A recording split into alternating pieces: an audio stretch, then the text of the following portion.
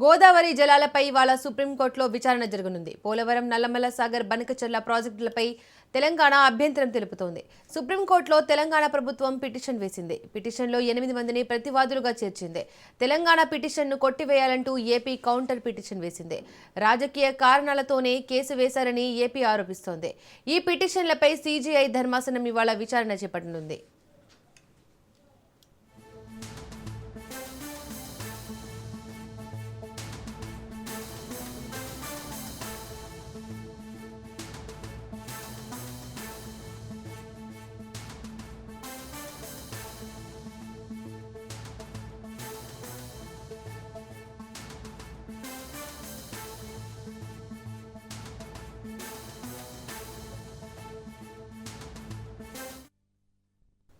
గోదావరి నదీ జలాల్లో తమకు దక్కాల్సిన వాటా విషయంలో ఎలాంటి రాజీ పడేది లేదని తెలంగాణ ప్రభుత్వం స్పష్టం చేసింది. పోలవరం ప్రాజెక్టు విస్తరణ పేరుతో ఆంధ్రప్రదేశ్ ప్రభుత్వం చేపడుతున్న పనులను తాము అంగీకరించేది లేదంటూ సుప్రీంకోర్టులో బలమైన వాదనలు వినిపించేందుకు సిద్ధమవుతోంది. ఈ మేరకు సీఎం రేవంత్ రెడ్డి, మంత్రి ఉత్తమ్ ముంబైలో సీనియర్ న్యాయ నిపుణులతో సమావేశమయ్యారు.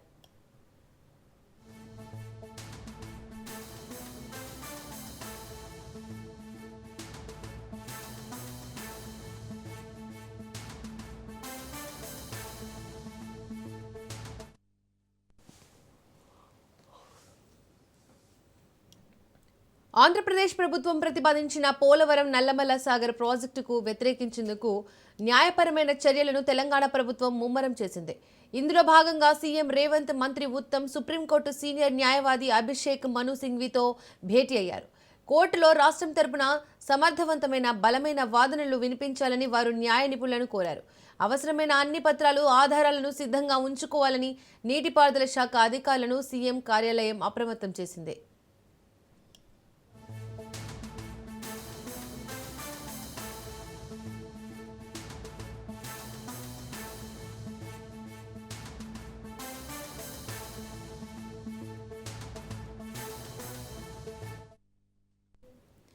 తెలంగాణ ప్రభుత్వం ఇటీవలే సుప్రీంకోర్టులో రిట్ పిటిషన్ దాఖలు చేసింది. చట్టబద్ధమైన అనుమతులు లేకుండా పోలవరం ప్రాజెక్టును బనకచర్ల లేదా నల్లమల సాగర్తో అనుసంధానించే విస్తరణ పనులను ఏపీ ప్రభుత్వం చేపడుతోందని పిటిషన్లో ఆరోపించింది. ఈ పనులను తక్షణమే ఆపాలని పోలవరం ప్రాజెక్టు అథారిటీని ఆదేశించాలని కోరింది. ఆమోదించిన అసలు డిజైన్ ప్రకారమే పోలవరం ప్రాజెక్టు నిర్మాణం జరగాలని స్పష్టం చేసింది.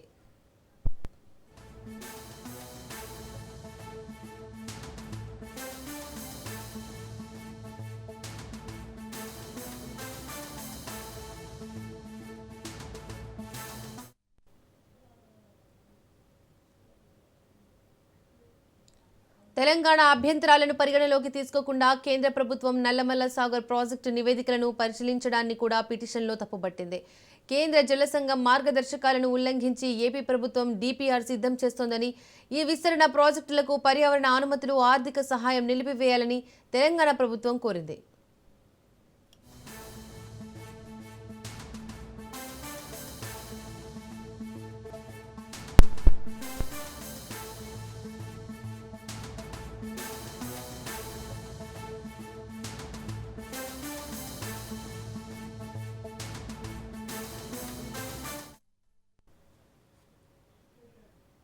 ఇక ఇవాళ 4వ రోజు తెలంగాణ అసెంబ్లీ సమావేశాలు జరగనున్నాయి. ప్రైవేట్ యూనివర్సిటీ బిల్లుతో పాటు మరో 2 బిల్లులకు ఆమోదం తెలపనుంది.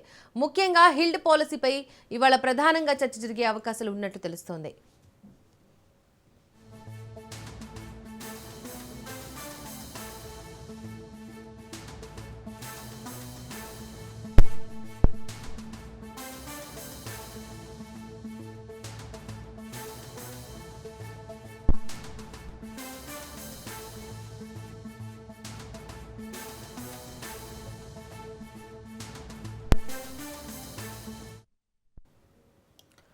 ఇవాళ 4వ రోజు తెలంగాణ అసెంబ్లీ సమావేశాలు జరగనున్నాయి. ప్రైవేట్ యూనివర్సిటీ బిల్లుతో పాటు మరో 2 బిల్లులకు ఆమోదం తెలపనుంది.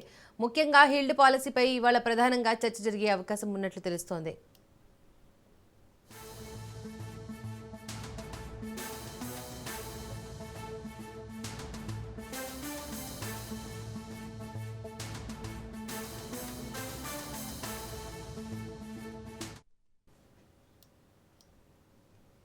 ముఖ్యమంత్రి రేవంత్ రెడ్డి అప్రజాస్వామ్యక అసభ్యకర ప్రవర్తనకు నిరసనగా ఈ విడత అసెంబ్లీ సమావేశాలను పూర్తిగా బహిష్కరిస్తున్నట్లు బీఆర్ఎస్ ప్రకటించింది.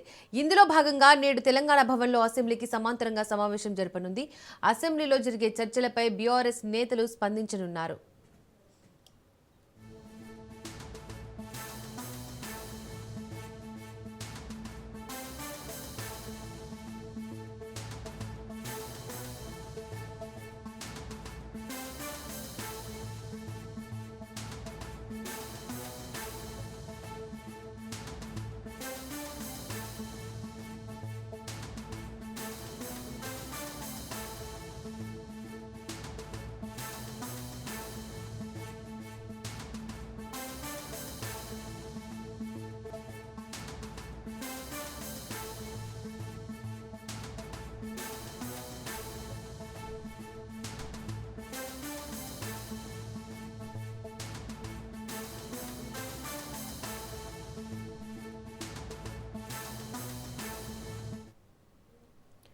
ముఖ్యమంత్రి రేవంత్ రెడ్డి అప్రజాస్వామ్యక అసభ్యకర ప్రవర్తనకు నిరసనగా ఈ విడత అసెంబ్లీ సమావేశాలను పూర్తిగా బహిష్కరిస్తున్నట్లు బీఆర్ఎస్ ప్రకటించింది.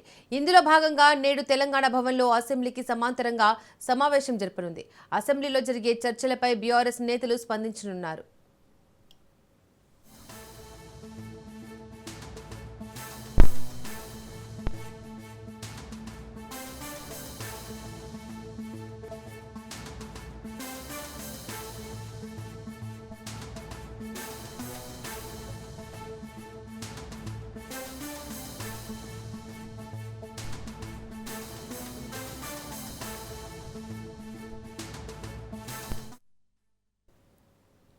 తెలంగాణ సీఎం రేవంత్ రెడ్డిపై బీఆర్ఎస్ వర్కింగ్ ప్రెసిడెంట్ కేటీఆర్ విరుచుకుపడ్డారు. రేవంత్ కు నీటిపారుదలపై కనీస అవగాహన లేదన్నారు. శాసనసభలో సీఎం మాట్లాడే భాష సరిగా లేదన్నారు. వికృతమైన మాటలతో కేసీఆర్ స్థాయిని తగ్గించలేరన్నారు. రేవంత్ కు దోచుకోవడం దాచుకోవడం తప్ప ఏమీ తెలియదన్నారు. మాటలు కట్టే కొట్టే తెచ్చే అన్నట్టు చెప్పాలి అంటే ఏమున్నది పరిపాలన గొప్పతనం ఈ రెండేళ్లలో?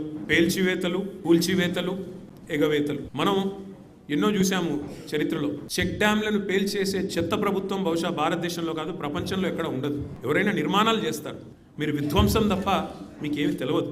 పేల్చివేతలు ఎట్లా అయితే మేడిగడ్డను బాంబులతో పేల్చారో ఇవాళ చెక్ డ్యాములు పటాకాలు పేల్చినట్టు పేలుస్తూ ఉన్నది కాంగ్రెస్ నాయకత్వం. దానికి వంతపాడుతున్నది ఈ దిక్కుమాలిన ప్రభుత్వం. కూల్చివేతలు, పేదల ఇల్లు కూల్చడం తప్ప ఒక్క ఇల్లు కట్టిన ముఖం లేదు మీకు రెండేళ్లలో. ఇక ఎగవేతల గురించి అయితే మిమ్మల్ని ఎన్నిసార్లు ఉరిదీయాలో తెలియదు. మరి ఉరిదీయాలి అని మాట్లాడుతున్నావు. నీ రాహుల్ గాంధీని ఉరిదీయాలి. అశోక్ నగర్ నడి చౌరస్తాలో 2 లక్షల ఉద్యోగాలు అని చెప్పి మాట తప్పినందుకు రాహుల్ గాంధీని ఉరిదీయాలి. రైతులకు రుణమాఫీ చేస్తా అని చెప్పి మాట తప్పినందుకు వరంగల్లో రాహుల్ గాంధీని ఉరిదీయాలి. బీసీలకు 42% రిజర్వేషన్ అని చెప్పి మాట తప్పినందుకు మీ నాయకత్వాన్ని, కాంగ్రెస్ నాయకత్వాన్ని, రాహుల్ గాంధీని, రేవంత్ రెడ్డిని కామారెడ్డిలో ఉరిదీయాలి. ఉరి తీసుకుంటూ పోతే 420 హామీలు ఎగ్గొట్టినందుకు 420 సార్లను నీ 420 కాంగ్రెస్ పార్టీని ఉరిదీయాలి. అనేవాళ్ళు అవతల వాళ్ళకు ఒక స్థాయి ఉంటే మనం బాధపడాలి. స్వర్గీయ నందమూరి తారక రామారావు గారు ఎప్పుడో చెప్పారు, అంగుష్టమాత్రులు, కుక్కమూతి పిందెలు కాంగ్రెస్ నాయకులు. నిజంగా ఇవాళ ఆ అంగుష్టమాత్రుడు అనే పదానికి, అనే మాటకి అర్హుడెవడని ఉన్నాడంటే రేవంత్ రెడ్డికి మించిన వాడు ఎవడు లేడు. ఖచ్చితంగా వారికి తగిన మాట అది. ఎందుకంటే ఒక్కసారి ఆలోచిస్తే నదీ జలాలు అని చెప్పి నిన్న చర్చ పెట్టారు. అసలు ఈ ముఖ్యమంత్రి గారికి బేసిన్లు తెలియదు, బేసిక్స్ అంతకంటే తెలియదు. దేవాదుల ఏ బేసిన్లో ఉంది అని అడిగే వ్యక్తి ఇరిగేషన్ మీద మాట్లాడుతూ అంటాడు. ఆయన ముఖ్యమంత్రి అయిన తర్వాత వట్టెం పంప్ హౌస్ మునిగినా ఇంతవరకు కనీసం దాని మీద సమీక్ష చేయలేని అసమర్థుడు రేవంత్ రెడ్డి. అందరి హక్కులకు కస్టోడియన్లా ఉండాల్సిన స్పీకర్ గారు ఇవాళ ఆయన బడివే అనే మాట మాట్లాడితే కళ్ళప్పగించి ప్రేక్షక పాత్ర వహిస్తుంటే ఏమనాలనో అర్థం కావట్లేదు. ఇది పార్లమెంటరీ భాషనా? ఇది ప్రజాస్వామిక భాషనా? మాకు అనరాదా ఈ మాటలు? రేవంత్ రెడ్డి గారికి నేను చెప్తా ఉన్నా, నీకు ఒక భాషలో వచ్చేమో తిట్లు, మాకు 3-4 భాషల్లో వచ్చు. తిట్టాలనుకుంటే మీ తాత జేజమ్మలు దిమ్మె తిరిగేలాగా తిట్టే శక్తి మాకుంది. కానీ ఇంత నికృష్టంగా, ఇంత అల్పంగా, ఇంత దారుణంగా మీరు ఏదైతే వ్యవహారం చేస్తున్నారో, ఇది ఎందుకు చేస్తున్నారో మాకు తెలుసు. అసెంబ్లీలో సీఎం రేవంత్ రెడ్డి కట్టుకథలు చెప్పారని మాజీ మంత్రి హరీష్ రావు ఆరోపించారు. తెలంగాణ ప్రజలను ఫడంగా పెట్టిందే కాంగ్రెస్ పార్టీ అంటూ విమర్శలు చేశారు. నల్గొండ జిల్లాకు మరణ శాసనం రాసింది కూడా కాంగ్రెస్ పార్టీనే అన్నారు. తెలంగాణ భవన్లో నదీ జలాలపై Harish Rao power point presentation ఇచ్చారు. కాళేశ్వరం ప్రాజెక్టు మీద సీఎం రేవంత్ కక్షగట్టారని, పాలమూరుపై పగబట్టారని విరుచుకుపడ్డారు. గోదావరి బనకచెర్ల ప్రాజెక్టుపై లోపాయికారి ఒప్పందం చేసుకున్నారన్నారు. ఉత్తమ్ కుమార్ రెడ్డి గారు కట్టుకథలను, రేవంత్ రెడ్డి గారు పిట్ట కథలను చెప్పేటువంటి ప్రయత్నం చేశారు. తెలంగాణ రాష్ట్ర ప్రయోజనాలను ఫనంగా పెట్టిందే కాంగ్రెస్ పార్టీ. నీటి హక్కులు పొందే విధంగా ప్రాజెక్టులు నిర్మించిన చరిత్ర బీఆర్ఎస్ పార్టీది. కాంగ్రెస్ ద్రోహాలను, కాంగ్రెస్ చేసినటువంటి తప్పులను, నిన్న శాసనసభలో వాళ్ళు మాట్లాడినటువంటి అబద్ధాలను, ఇలా తెలంగాణ నీటి హక్కులు కాపాడడానికి గౌరవనీయులు తొలి ముఖ్యమంత్రి కేసీఆర్ గారు చేసినటువంటి కృషిని ఆనాడు 1956 కంటే ముందు హైదరాబాద్ రాష్ట్రంగా తెలంగాణ ఉండేది. ఉన్న రాష్ట్రాన్ని ఆంధ్రప్రదేశ్తో కలిపిన పార్టీయే కాంగ్రెస్ పార్టీ. ఇలా కాంగ్రెస్ పార్టీ నాయకులు మాట్లాడుతూ ఉంటే నవ్వు వస్తూ ఉంది. ఏలేశ్వరం దగ్గర కట్టాల్సిన నాగార్జున సాగర్ ప్రాజెక్టును నందికొండకు మార్చి కూడా మన నల్లగొండ, మహబూబ్ నగర్ జిల్లాలకు అన్యాయం చేసింది కాంగ్రెస్ పార్టీ. ఇలా వాళ్ళు నీళ్ళ గురించి మాట్లాడుతున్నారు. 600 కిలోమీటర్ల గోదావరి, 300 కిలోమీటర్ల కృష్ణానది ప్రవహిస్తున్నటువంటి ఈ ప్రాంతంలో తాగునీటికి, సాగునీటికి గోసపడే పరిస్థితి వచ్చిందంటేనే 60 ఏళ్ళు ఈ రాష్ట్రాన్ని పాలించినటువంటి కాంగ్రెస్, తెలుగుదేశం పార్టీలు ఇలా తెలంగాణకు నంబర్ 1 విలనే కాంగ్రెస్ అని మొదటి నుంచి కేసీఆర్ గారు చెప్తున్నటువంటి మాటలు ఇలా అక్షర సత్యమైనవి. నాడు అట్ల ద్రోహం చేస్తే రేవంత్ రెడ్డి ప్రభుత్వం వచ్చిన 2 ఏళ్లలోనే కృష్ణా ప్రాజెక్టులు కేఆర్ఎంబీకి అప్పచెప్పితామంటారు. కృష్ణా నదీ జలాల్లో అతి తక్కువ వినియోగం చేస్తారు. ఇప్పుడు మళ్ళీ గోదావరి బనకచెర్ల ప్రాజెక్టుకు లోపాయికారికంగా ఒప్పందం చేసుకుంటారు. అంటే మొదటి నుంచి కూడా తెలంగాణకు ద్రోహం చేసిన పార్టీ ఏదన్నా ఉందంటే అది కాంగ్రెస్ పార్టీ. 10 ఏళ్లు కష్టపడి అపర భగీరథుల్లా కేసీఆర్ గారు నిర్మించిన ప్రాజెక్టులను ఇలా కుట్రపూరితంగా నిర్లక్ష్యం చేస్తున్నారు. కాళేశ్వరంపై కక్షగట్టినరు, పాలమూరు మీద పగబట్టినరు. కాళేశ్వరం ప్రాజెక్టు ఎంతో అద్భుతంగా నీళ్లు నిజాలు అనే పుస్తకాన్ని రాసిన విద్యాసాగర్ రావు లాంటి నిపుణుల సహకారంతో పాలమూరు రంగారెడ్డికి, కాళేశ్వరంకు కేసీఆర్ గారు రూపకల్పన చేశారు. ఇవాళ అంత గొప్పగా రూపకల్పన చేస్తే ఇలా 2 పిల్లర్లు గుంగిపోతే మొత్తం కాళేశ్వరాన్నే పండబెట్టినవే. 100-200 కోట్లు ఖర్చు పెడితే 5-6 లక్షల ఎకరాలకు నీళ్ళు వచ్చే అవకాశం ఉంటే 2 ఏళ్లలో 2 రూపాయలు కూడా కాళేశ్వరం మీద ఖర్చు పెట్టకుండా ఇవాళ రైతాంగం మీద, ఉత్తర తెలంగాణ మీద నువ్వు పగబట్టినావు. ఒక అబద్ధాన్ని చెప్పే ప్రయత్నం చేసిండ్రు. బీఆర్ఎస్ పార్టీ పాలమూరు ఎత్తిపోతల పథకాన్ని 2 టీఎంసీల నుంచి 1 టీఎంసీకి తగ్గించింది. అసలు పాలమూరు పనులే జరగలేదు అని నిన్న మొన్న రేవంత్ రెడ్డి గారు, ఉత్తమ్ గారు అసెంబ్లీలో మాట్లాడడం జరిగింది. మీరు చూడండి, ఇక్కడ విత్ ఆధారాలు చూపిస్తున్నాను నేను మీకు. ప్యాకేజ్ 2 నార్లాపూల్ రిజర్వాయర్ 99% అయింది. ప్యాకేజ్ 6 ఏదుల రిజర్వాయర్ 99% అయింది. వట్టెం రిజర్వాయర్ ప్యాకేజ్ 9, 10, 11 99% పూర్తయింది. దెన్ కర్వెన రిజర్వాయర్ 96% పూర్తయింది. దెన్ ఉద్దండాపూర్ రిజర్వాయర్ దాదాపు 64% పూర్తయింది. Next coming to the important point, ఇదే ఇక్కడ నేను చెప్పాలనుకున్నది. సరే, ప్యాకేజ్ 3 92% అయింది. ప్యాకేజ్ 12 99% అయింది. యాక్చువల్లీ ప్యాకేజ్ 3 ఏదైతే 92% అయిందో, ఈ 92% ఈ 2 ఏళ్ల కాంగ్రెస్ పాలనలో 8-10% పూర్తి చేస్తే 50 టీఎంసీల నీళ్లు నిలుపుకునే అవకాశం ఉండే. 50 టీఎంసీ ఆఫ్ కృష్ణా వాటర్. అంటే ఎందుకు మీరు చూడండి, నార్లాపూర్ ఫస్ట్ది 6.40 99% అయింది. ఏదులా 99% అయింది. వట్టెం 99% అయింది. కర్వెన 99% అయింది. పెండింగ్ ఏమున్నదంటే ఈ లింక్ 3లో కొద్దిగా బండి వచ్చి పని ఆగింది. 2 కిలోమీటర్ల కాలువ తవ్వి ఉంటే 50 టీఎంసీల నీళ్లు నిలుపుకునే అవకాశం ఉండే. జూరాల టు శ్రీశైలం సోర్స్ ఎందుకు మార్చింది? ఇదొక అసలు ఎవడన్నా నా దృష్టిలో మెడ మీద తలకాయనోడు ఎవడి క్వశ్చనే అడగడు. దీనివల్ల కొద్దిగా బుర్రల మైండ్ ఉన్నోడు అడగడు. ఆనాడు సమైక్యవాదులు తెలంగాణకు నీళ్లు రావద్దు, శ్రీశైలం మాకే ఉండాలి, మేము దంచకపోతాం పోతిరెడ్డిపాటికి వెళ్ళి, రాయలసీమ లిఫ్ట్కి వెళ్ళి, ఈ తెలంగాణ ఓడిలకు రావద్దని మనను జూరాలలో ఇరికిచ్చారు. మీరు అలానే కొట్టుకొని సాగుతారు. అది సమైక్య రాష్ట్రంలో సమైక్యవాదుల ఆలోచన. ఇవాళ కూడా వీళ్ళు ఆ సమైక్యవాదుల ఏమంటారు వాళ్ళ కింద పనిచేసిన ఇంకా పోతలేనట్టుంది ఆ బానిస తత్వం. మేము ఇంకా అలానే ఉంటాం అంటున్నారు. బీఆర్ఎస్ పై కాంగ్రెస్ వర్కింగ్ ప్రెసిడెంట్ జగ్గారెడ్డి తీవ్ర ఆగ్రహం వ్యక్తం చేశారు. కాంగ్రెస్ సీఎంలు కట్టిన ప్రాజెక్టుల నీళ్లు తాగి పెరిగిన కేసీఆర్, హరీష్ రావు ఇప్పుడు కాళేశ్వరం కట్టాకే నీళ్లు వచ్చినట్టు మాట్లాడుతున్నారని విమర్శించారు. కృష్ణా జలాలపై సీఎం రేవంత్, మంత్రి ఉత్తమ్ వాస్తవాలు మాట్లాడారని చెప్పారు. హరీష్ రావు పీపీటీకి కౌంటర్ ఇచ్చారు. బీఆర్ఎస్ పార్టీ ఆఫీస్లో పవర్ పాయింట్ ప్రెజెంటేషన్ పెట్టారు. అదేదో అసెంబ్లీలో మాట్లాడితే సరిపోయేది కదా అని ఎద్దేవా చేశారు.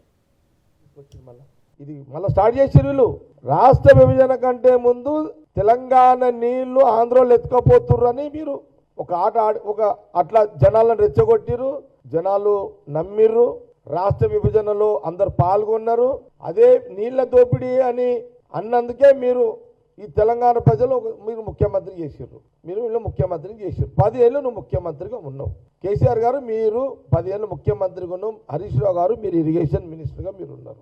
ముఖ్యమంత్రులు, కాంగ్రెస్ ముఖ్యమంత్రులు కట్టిన డ్యామ్ను నీళ్లు తాగి పెద్దగా అయిన మీరు ఆ చరిత్రను మరిచి మళ్ళీ నీళ్ల పేరు మీద ఆంధ్రోళ్ళు నీళ్ల దోపిడీ చేసిరని ఉద్యమంలో కనబడి తర్వాత మీరు ముఖ్యమంత్రి అయిన తర్వాత కాళేశ్వరం ముందు పెట్టుకొని కాళేశ్వరం లక్షన 2 లక్షలు ఎంత పెట్టి నాకు తెలియదు కోట్లు ఖర్చు పెట్టి మీరు ఒక్క డ్యాము కట్టి ఆ డ్యామ్నే లక్షల సార్లు చెప్పి మీరు మాట్లాడుతున్నారు. నల్గొండ జిల్లా నాయకులందరూ కూడా 7,600 కోట్లు మీరు ఇవ్వండి, దాదాపు 10 లక్షల ఎకరాలకు వస్తుంది. కృష్ణా మీద ఉన్నటువంటి కల్వకుర్తి, నెట్టంపాడు, భీమా, కోయల్ సాగర్ అండ్ ఎస్ఎల్బిసి పనులు 90% పూర్తయితే అని పదే కొట్లాడితే ఫస్ట్ టర్మ్ 2014 రాష్ట్ర విభజన తర్వాత ఆ సంపదని అండ్ మన కోమటిరెడ్డి వెంకరెడ్డిని సస్పెండ్ చేసి పడే. ఇది మర్చిన హరీష్ రావు. ఇది ఎందుకు చెప్పలేవు ఈరోజు నీ యొక్క ప్రజెంటేషన్లో? ఆంధ్రులనే మాట తీసుకొచ్చింది. ఇది మళ్ళీ స్టార్ట్ చేసి వీళ్ళు రాష్ట్ర విభజన కంటే ముందు. కేసీఆర్ కుటుంబంపై ఎమ్మెల్యే ఆది శ్రీనివాస్ ఆగ్రహం వ్యక్తం చేశారు. అసెంబ్లీలో రేవంత్ స్పీచ్ కు కేసీఆర్ కుటుంబం అల్లాడిపోతుందన్నారు. కేటీఆర్ అసహనం పీక్స్ కు పోయిందని మండిపడ్డారు. రాహుల్ని ఉరితీయాలని పిచ్చి పట్టినట్లు మాట్లాడుతున్నారని విమర్శించారు. కేసీఆర్ చావుకు రేవంత్ ఎప్పుడూ కోరుకోలేదన్నారు. తెలంగాణ సంపదను దోచుకున్న వాళ్లను ఉరి తీసినా తప్పులేదని మాత్రమే సీఎం అన్నారని ఆది శ్రీనివాస్ తెలిపారు. తెలంగాణకు అన్యాయం చెప్పిన అంశంలో తల్లిల్లిపోతున్నటువంటి సందర్భం కనిపిస్తుంది. గత 10 ఏళ్లలో వాళ్ళు చేసినటువంటి నిర్వాకాన్ని అసెంబ్లీ వేదికగా కృష్ణా జలాలలో దోపిడీ, గోదావరి జలాల్లో దోపిడీ కండ్లకు కట్టినట్టుగా చెప్పినటువంటి ఆ స్పీచ్ విన్న తర్వాత ఆగమైపోతుంది వాళ్ళ కుటుంబం అని చెప్పడానికి. ఈరోజు కేటీఆర్ గారి మాటలు పీక్ స్టేజ్కి వెళ్ళిపోయినాయి.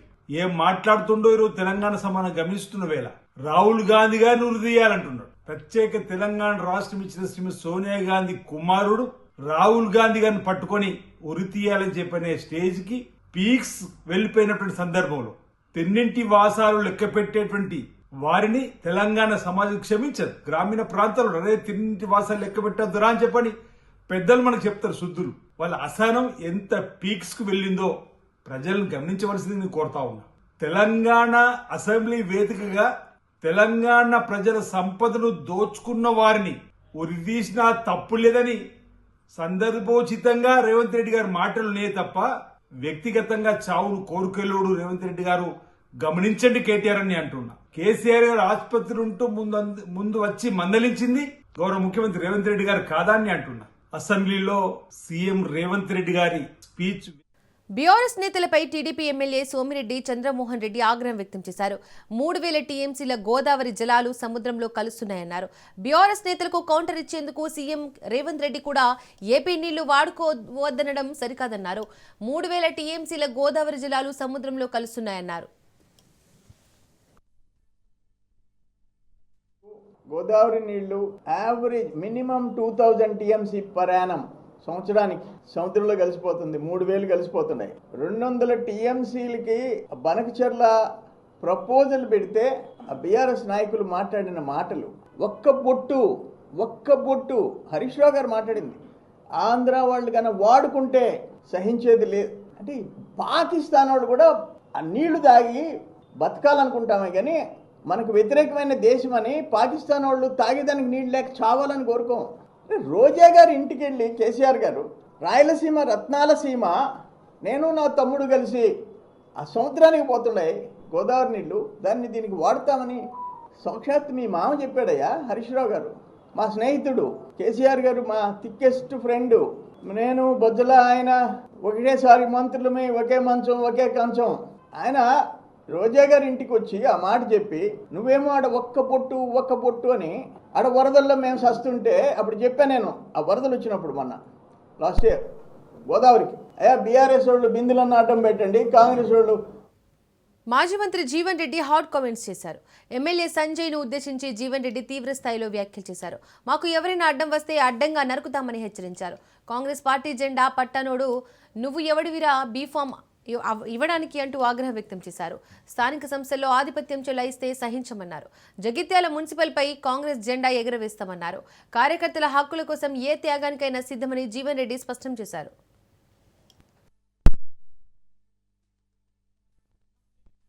ప్రజా సేవ కొరకు కోరుకుంటున్నారు. నీ లెక్క చీపులు కొరకు కాదు అని చెప్పండి. రేపు రాబోయే మున్సిపల్ ఎన్నికలు ఒక్కటి కాదు, 50 టార్గెట్ 50 అని చెప్పండి. 50 స్థానాల్లో జెండా ఎగరవేస్తాం. ఎవరైనా అడ్డం వస్తే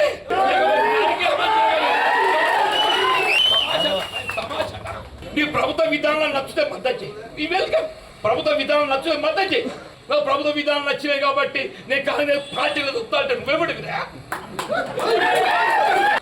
అధికారం ప్రభుత్వ ఒత్తిళ్లు అయినా కానీ ఏదైతుందో ఒక కాంగ్రెస్ పార్టీ కార్యకర్తగా విశ్వసనీయతకు మారు పేరుగా కాంగ్రెస్ పార్టీ జెండా భుజాన మోస్తే దాన్ని ఏదైతుందో కదలకుండా కాంగ్రెస్ పార్టీకి అండగా నిలబడ్డది మా కాంగ్రెస్. కాంగ్రెస్ పార్టీ సిద్ధాంతం తెలియదు, కాంగ్రెస్ పార్టీ సంబంధం లేదు. ఎన్నడెవడు జెండా మోసేవాడు కాదు. టికెట్లు పంచుకుంటానికి ఏది ఇస్తుందో ఇది నీ అయ్యే సొత్తు కాదు, అబ్బ సొత్తు కాదు అంటూ నేను. ఇది మా కాంగ్రెస్ కార్యకర్తల హక్కు అని చెప్పండి. బీజేపీపై సిపిఐ నేత నారాయణ తీవ్ర విమర్శలు చేశారు. మోడీ వచ్చిన తర్వాతే దేశానికి స్వతంత్రం వచ్చిందన్నట్లు బీజేపీ వారు క్రియేట్ చేస్తున్నారన్నారు. ఈ విషయాన్ని అతిలోక సుందరి ఎంపీ కంగనా రనౌత్ ప్రకటించిందని ఎద్దేవా చేశారు. చంద్రబాబు భిక్షాందేహి అని ఆడుకుంటున్నారని విమర్శించారు. చంద్రబాబు రాజకీయ యాచకుడు. గ్రామీణ ఉపాధి హామీ పథకం రద్దు అయితే ఆకలి చావులు పెరుగుతాయన్నారు.